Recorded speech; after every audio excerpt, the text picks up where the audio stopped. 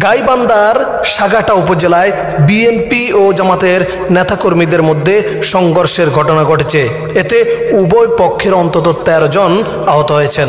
আহতদের মধ্যে গুরুতর ৬ জনকে বগুড়া শহীদ জিয়াউর রহমান মেডিকেল কলেজ হাসপাতাল এবং গাইবান্ধা সদর হাসপাতালে ভর্তি করা হয়েছে। বাকিরা প্রাথমিক চিকিৎসা নিয়েছেন। ইসলামী জলসাকে কেন্দ্র করে শনিবার স্থানীয় বাজারে এই সংঘর্ষের ঘটনা ঘটে। স্থানীয়রা জানান, বিএনপির উদ্যোগে গুড়িদহ ইউনিয়নের সরদারপাড়া এলাকায় একটি ইসলামী জলসার আয়োজন করা হয়। সেখানে গাইবান্ধা জেলা বিএনপির সহসভাপতি নাহিদুজ্জামান নিশাদকে প্রধান অতিথি হিসেবে রাখা হয়। আগামী ২৯ ডিসেম্বর এটি অনুষ্ঠিত হওয়ার কথা। তবে জামাত সমর্থিত আব্দুল আজিজ একই এলাকায় ২৬ ডিসেম্বর আরেকটি ইসলামী জলসার আয়োজন করেন।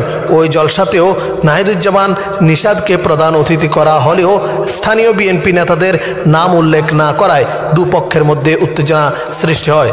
এই পরিস্থিতিতে শুক্রবার প্রথমে দুপক্ষের নেতাকর্মীদের মধ্যে বাকবিতণ্ডা হয়।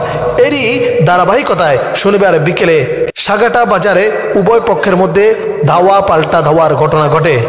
এক পর্যায়ে তা সংঘর্ষের রূপ নেয়। এতে বিএনপির সদস্য সচিব ও গুড়িদহ ইউনিয়ন পরিষদের chairman Selim Ahmed তুলিফ, সাগাটা degree college ছাত্র দলের আহ্বায়ক জাকিরুল ইসলাম এবং গুড়িদহ ইউনিয়ন বিএনপির সদস্য সচিব আনিসুর রহমান সহ ৬ জন আহত হন।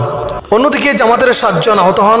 গুরুতর আহতদের মধ্যে জামাতের আব্দুল হান্নান ও জাহিদুল ইসলাম সহ ৪ জনকে গাইবান্ধা সদর হাসপাতাল এবং বিএনপির জাকিরুল ইসলামকে বগুড়া শহীদ জিয়াউর রহমান মেডিকেল কলেজ হাসপাতালে ভর্তি করা হয়েছে। এই ব্যাপারে সাগাটা উপজেলা বিএনপির সদস্য সচিব সেলিম আহমেদ তুলিফ জানান, হঠাৎ করে প্রতিপক্ষ লাঠিসোঁটা নিয়ে তাদের উপর হামলা চালায়। ঘটনা সম্পর্কে জানতে চেষ্টা করে জামাতের কোনো নেতার সাথে যোগাযোগ করা সম্ভব হয়নি। সাগাটা থানার ভারপ্রাপ্ত কর্মকর্তা ওসি বাদশাহ আলম রাতে জানান, সংঘর্ষের ঘটনায় দুই পক্ষের লোকজনের আহত হওয়ার খবর পেয়েছি। সংঘর্ষের সময় পুলিশ দ্রুত ঘটনাস্থলে পৌঁছে পরিস্থিতি নিয়ন্ত্রণে আনে। এখন পরিস্থিতি স্বাভাবিক রয়েছে এবং এলাকায় আইন শৃঙ্খলা রক্ষায় সেনাবাহিনী টহল দিচ্ছে।